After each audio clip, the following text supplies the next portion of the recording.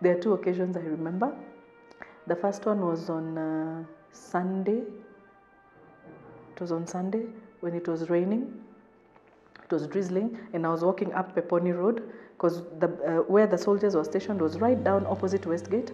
So that is where we would have our tea making and everything, where we would store the food. Then we would serve all the soldiers at all the spots up Peponi Road, and then back down and a little towards Westgate.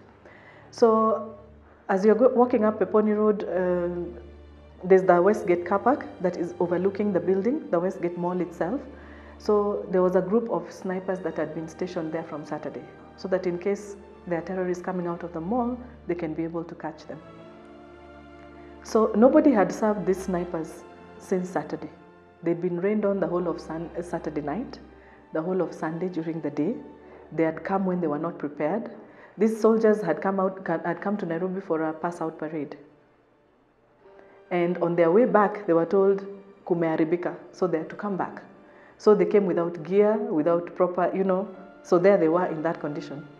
So one of the snipers, there was a wall that high, so he's peeping out of the wall and he's telling me, please give me some tea. I was, of course, walking on the other side of the road, trying to be very safe and serving the soldiers towards the forest and walking up to serve the GSUs up there. I didn't want anything to do with Westgate, You can hear the shooting and everything.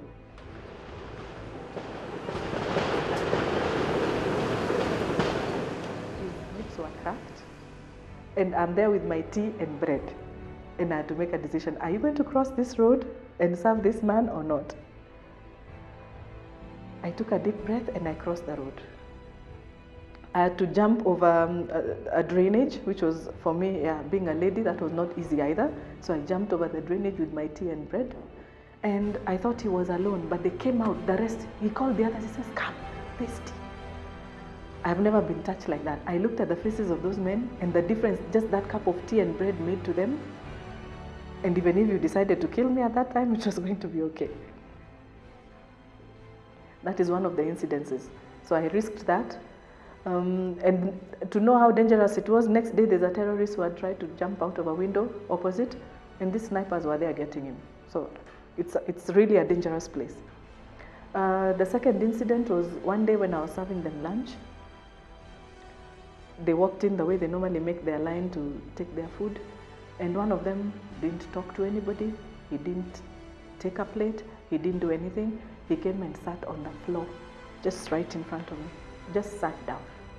He was tired, his clothes were filthy, they were still wet with blood, with water. His face was, I've never seen such an expression on somebody's face. Despair, total despair. I served the others very quickly, then I went and, crouched in front of him and just held his hand. And we just sat there like that, because you don't have to ask him what is going on in his system. You don't have to ask him. It's not the time to ask him, umeona nini, what have you seen inside there? That's not the time to ask him such questions. You just need to give him some comfort. So after that, I gave him a cup of tea and bread, and he took. It was about 15 minutes. And since that time, he's not talkative. He's not one of the people who talks. Later on, I discovered he's in one of the special forces crew. Those people who are really feared, real fighters, commandos, really. But you can imagine that trauma. So after that, whenever I would serve food and he would come, he would just sit behind me, just slightly behind me here. He would never make a line. He would just take his plate and sit quietly beside me. He doesn't talk. He doesn't know how to talk. He's not those people who will talk a lot to you, but he'll just sit beside me. And from that, after 2 days, he changed. On the last day, he's the most talkative. So now we talk and laugh, and he calls me. So, that is the difference. That is the difference we are making in their lives without really knowing it, and also kind of knowing it, but you want to live, but you can't live because you are needed. That Saturday, I was just walking towards the gate, to Westgate, and suddenly I heard this noise. So I thought it's just a normal robbery or something or other. But then it made more, so I ran back to the house. But suddenly I heard everyone, all my neighbors, out. So I thought there's something else. So we went to see. People were running up and down, everything. So me, my neighbor Kevin and Miss Sharma. We just came out. I got all the water from my place, water bottles, and we started helping each other. People really needed support. Some people were panicked. Some people were hurt. We were just trying to help however we can. They needed a hug that time. They needed to really that support which I gave out to them that Saturday. And then on Sunday morning, my neighbor came in. He went to get milk and bread. And I was walking towards the gate again, as usual, just to check what's happening. And he told me that, Ranja, you should have told me. And he said, it's never late. Let's be together and do it. From there, we started serving tea and food. And from there, till now, we are together. You know, this kind of incidences don't occur all the time. So they're not these chances that you get to help people. But my message to our Kenyans out there is, it doesn't have to take a crisis for you to come together, really. And it doesn't take, you don't have to look at the color, the race, the creed, nothing. Because we call ourselves Kenyans and we should be together no matter what. It doesn't have to take a crisis for us to be together.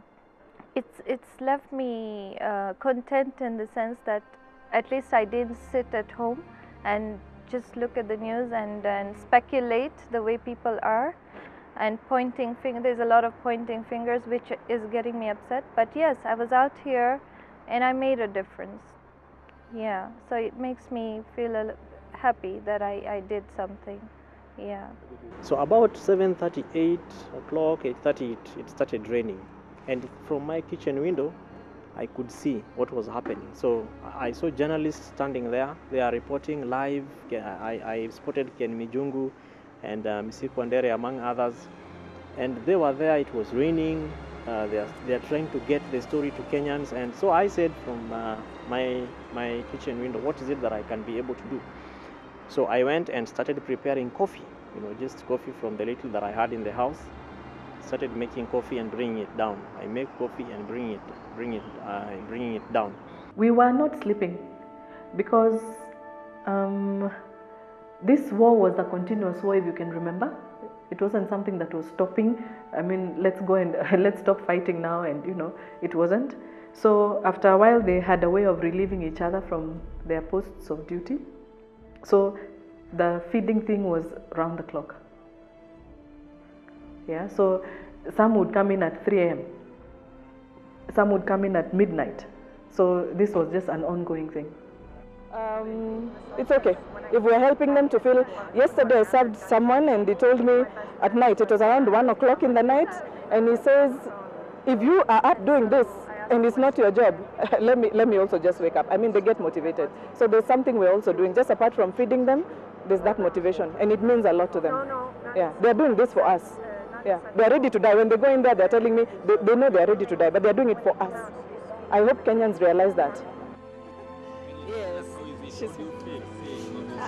Well, like I said, I just showed up to give supplies to my friend, and she called me to say what she needed, and I haven't done anything really. Okay, it's not very fair. It's just, you know, I've made Kenya my home now, and it's in my heart. And I want to say it's very important. I have many Muslim friends, and this has nothing to do with that. They are our brothers and sisters. This is some crazy people. And I don't want anybody to think things like that. We can't be divided now. It's not the time to be divided.